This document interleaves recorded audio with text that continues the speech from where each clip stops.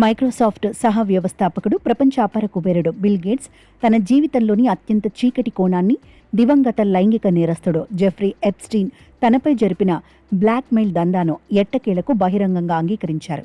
తన గత వివాహేతర సంబంధాలను ఆయుధంగా మలుచుకొని తనను లొంగ తీసుకోవడానికి ఎప్స్టీన్ తీవ్రంగా ప్రయత్నించాడంటూ బిల్ గేట్స్ సంచలన వ్యాఖ్యలు చేశారు. అమెరికా ప్రతినిధుల సభకు చెందిన హౌస్ ఓవర్సైట్ కమిటీ నిర్వహించిన సుదీర్ఘ రహస్య విచారణలో బిల్ గేట్స్ ఈ విషయాలను లిఖితపూర్వకంగా వెల్లడించడం అంతర్జాతీయంగా కలకలం రేపింది. జెఫ్రీ ఎప్స్టీన్, అతనికి సహకరించిన ముఠాపై అమెరికా న్యాయశాఖ జరిపిన దర్యాప్తు తీరును సమీక్షించేందుకు ఈ ప్రత్యేక పార్లమెంటరీ కమిటీ విచారణ చేపట్టింది. ఈ సందర్భంగా గేట్స్ ఇచ్చిన వాంగ్మూలం ప్రకారం తన వ్యక్తిగత జీవితంలోని పొరపాట్లు, వివాహేతర సంబంధాలతో ఎప్స్టీన్తో ఉన్న పరిచయానికి ఎలాంటి సంబంధం లేదని స్పష్టం చేశారు.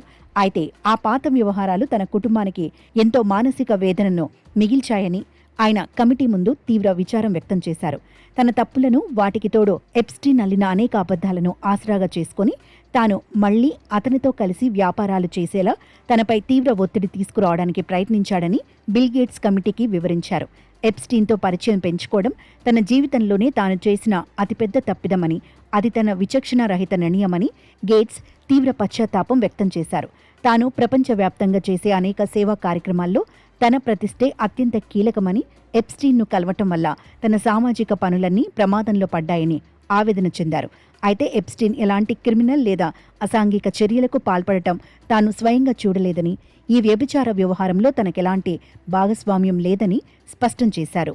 మైనర్ బాలికలతో వ్యభిచారం చేయించాడనే ఆరోపణలపై ఫ్లోరిడా కోర్టులో ఎప్స్టీన్ నేరస్తుడిగా తేలిన కొన్ని సంవత్సరాల తర్వాత, అంటే 2011లో బిల్ గేట్స్తో అతనికి పరిచయం ఏర్పడింది. ఎప్స్టీన్పై గతంలో కొన్ని చట్టపరమైన కేసులు ఉన్నాయనే విషయం తనకు తెలుసని, కానీ ఆ నేరాల తీవ్రత ఎంతటిదో తనకు అప్పట్లో పూర్తిగా అవగాహన లేదని గేట్స్ పేర్కొన్నారు.